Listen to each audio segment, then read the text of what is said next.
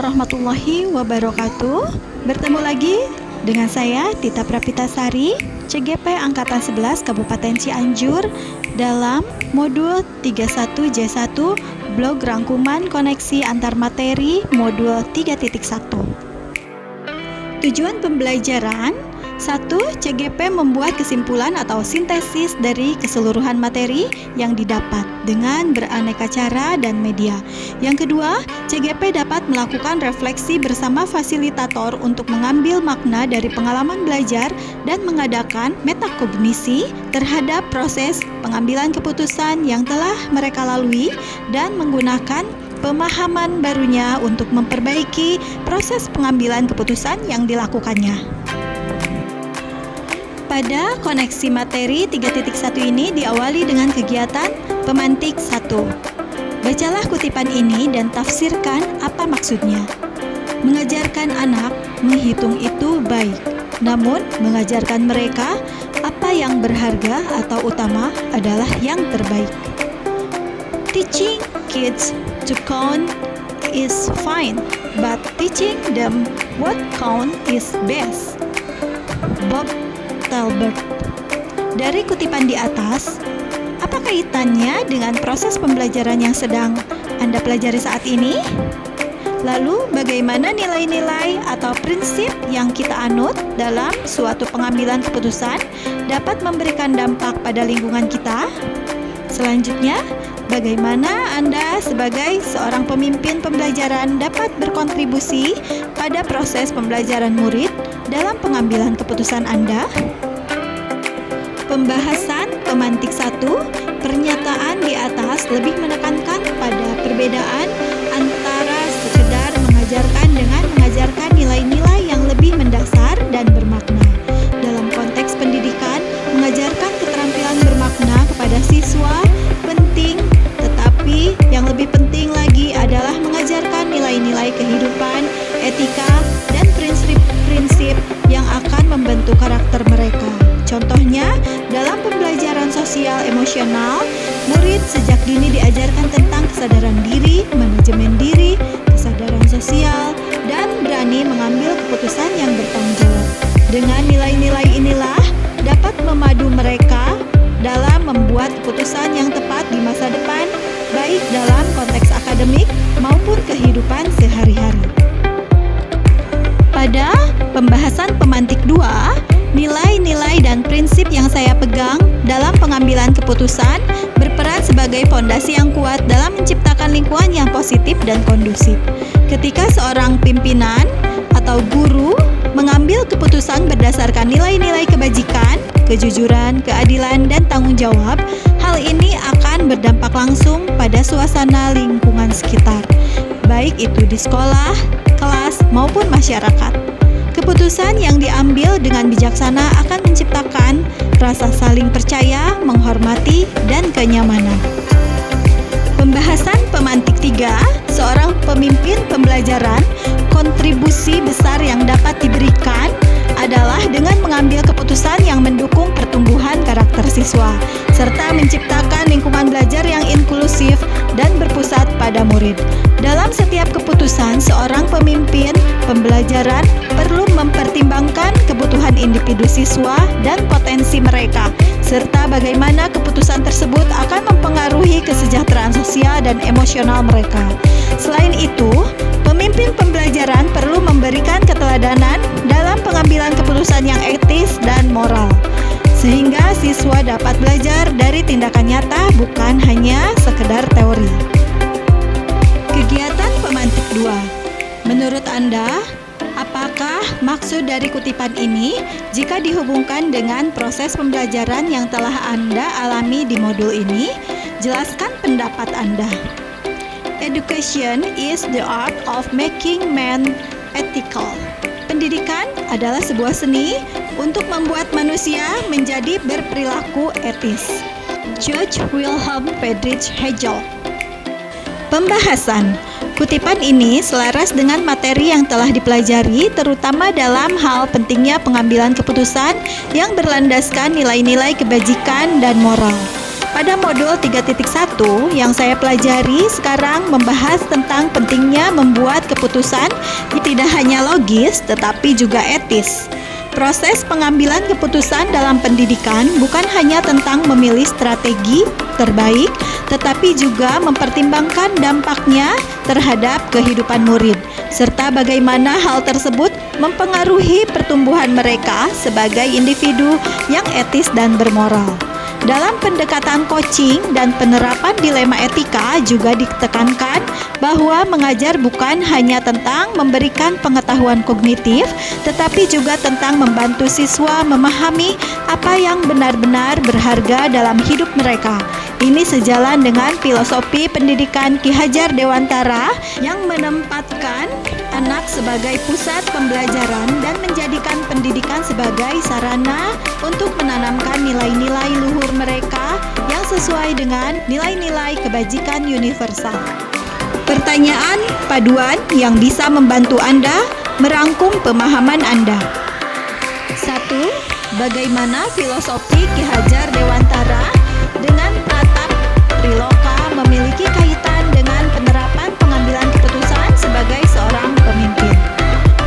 Pratap Triloka atau Ing Ngarso Sungtulodo, Ing Madya Mangunkarso Tutwuri Handayani sangat selaras dengan peran pemimpin dalam pengambilan keputusan. Sebagai pemimpin penting untuk menjadi teladan atau Ing Ngarso, mampu memberikan dorongan di tengah-tengah atau Ing Madya, dan memfasilitasi murid dari belakang atau tuturi.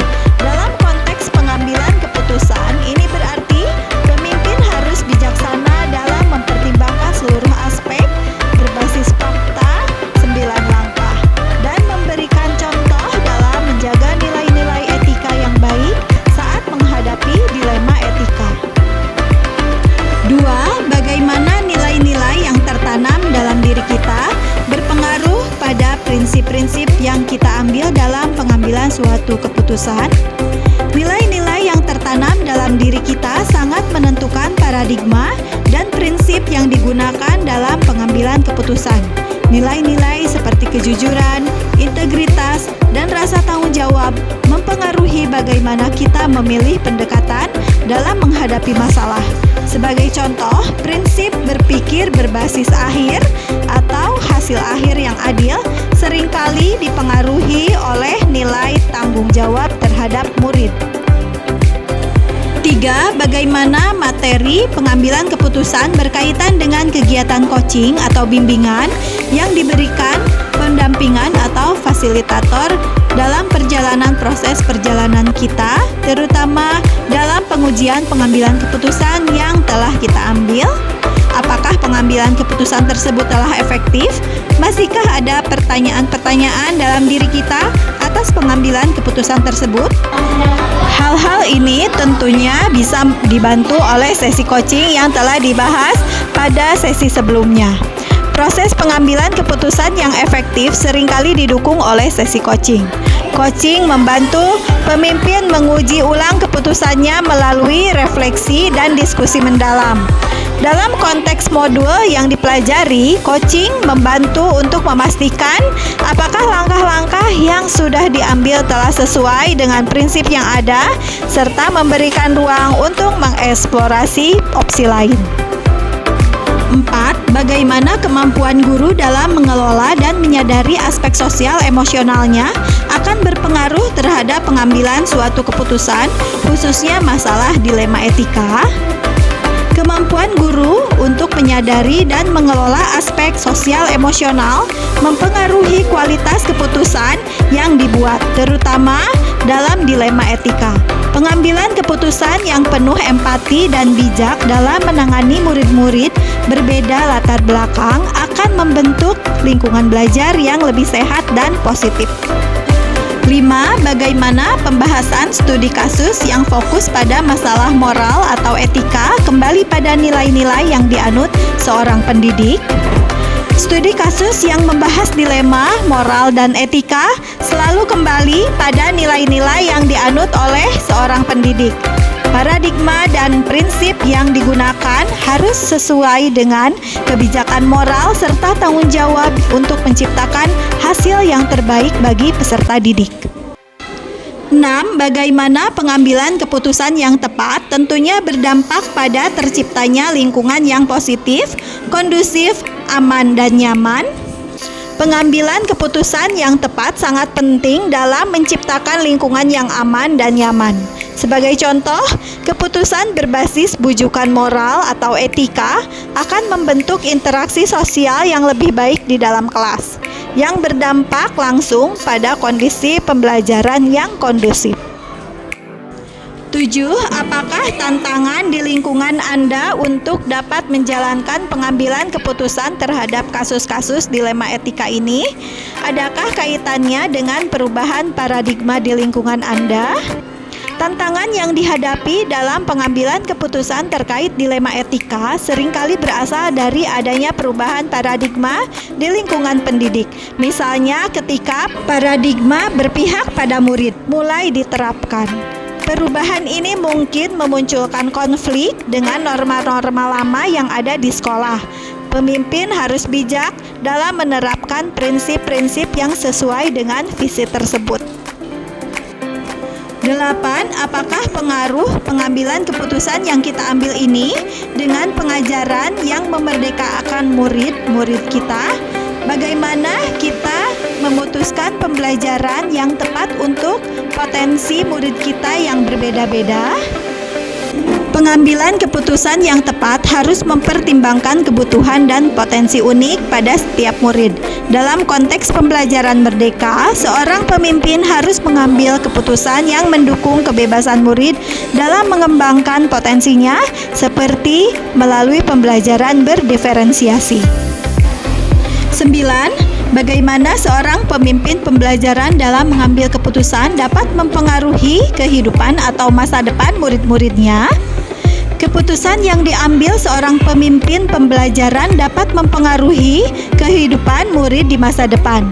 Setiap langkah yang diambil dalam mengelola pembelajaran, menentukan kebijakan, atau memberikan arahan kepada murid akan berdampak pada perkembangan karakter dan kemampuan mereka di kemudian hari. 10. Apakah kesimpulan akhir yang dapat Anda tarik dari pembelajaran modul materi ini dan keterkaitannya dengan modul-modul sebelumnya? Konsep ratap Triloka menegaskan bahwa seorang pemimpin harus menjadi teladan, mendampingi, dan mendorong perkembangan potensi peserta didik. Filosofi ini sangat berhubungan dengan pengambilan keputusan yang mencerminkan nilai-nilai moral dan memberikan contoh yang baik dan mempengaruhi masa depan murid. Dalam modul 3.1, pengambilan keputusan didasarkan pada nilai-nilai kebajikan dan dilema etika. Keterkaitan dengan modul sebelumnya, modul 1 tentang budaya positif dan modul 2 tentang pembelajaran berdiferensiasi, terlihat dari bagaimana pengambilan keputusan yang dilakukan guru harus selalu berpihak pada murid. Hal ini terlihat dalam modul 3.1 di mana keputusan yang diambil berdasarkan pemahaman akan dilema etika, nilai kebajikan, dan kesejahteraan siswa menjadi semakin penting dalam menciptakan lingkungan belajar yang holistik dan inklusif. Dalam modul 3.1, refleksi juga menjadi bagian penting dalam 9 langkah pengambilan keputusan, di mana seorang guru dituntut untuk meninjau keputusan yang diambil dan melakukan evaluasi terhadap dampaknya. Modul sebelumnya tentang coaching pada modul 2.3 menunjukkan bahwa pengambilan keputusan tidak berdiri sendiri. Guru perlu didampingi melalui proses coaching dan supervisi untuk melihat apakah keputusan yang diambil sudah sesuai dengan nilai-nilai yang dianut. Dalam konteks modul 3.1, coaching menjadi alat penting untuk menguji keputusan etika yang telah diambil, serta untuk merefleksikan langkah-langkah yang mungkin perlu diperbaiki, khususnya dalam pembelajaran. Keterkaitan dengan modul 1 tentang budaya positif terlihat dalam modul ini. Keputusan yang diambil oleh guru berdampak langsung pada iklim kelas dan sekolah. Oleh karena itu, pengambilan keputusan yang tepat berdasarkan prinsip-prinsip kebajikan akan menciptakan lingkungan belajar yang kondusif, aman, dan mendukung perkembangan sosial emosional siswa. 11.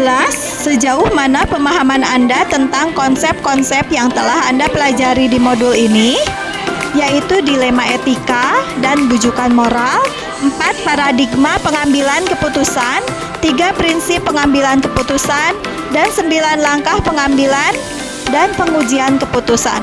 Adakah hal-hal yang menurut Anda di luar dugaan? Hal-hal yang di luar dugaan adalah sebelum mempelajari modul ini, mungkin pendekatan pengambilan keputusan lebih intuitif dan kurang sistematis. Setelah memahami konsep 4 paradigma dan 3 prinsip pengambilan keputusan, proses pengambilan keputusan menjadi lebih terstruktur dan dipandu oleh langkah-langkah yang jelas seperti 9 langkah pengujian keputusan. 12. Sebelum mempelajari modul ini, pernahkah Anda menerapkan pengambilan keputusan sebagai pemimpin dalam situasi moral dilema? Bila mana pernah, apa bedanya dengan apa yang Anda pelajari di modul ini? Sebelum mempelajari modul ini, saya selalu gegabah dalam membuat keputusan sehingga harus bertanya dulu pada orang yang saya percaya, sehingga ketergantungan. Setelah mempelajari modul ini, ada perubahan yang signifikan dalam bagaimana mengambil keputusan. Sekarang, saya lebih fokus pada investigasi fakta-fakta, mengidentifikasi trilema, dan menggunakan paradigma yang tepat.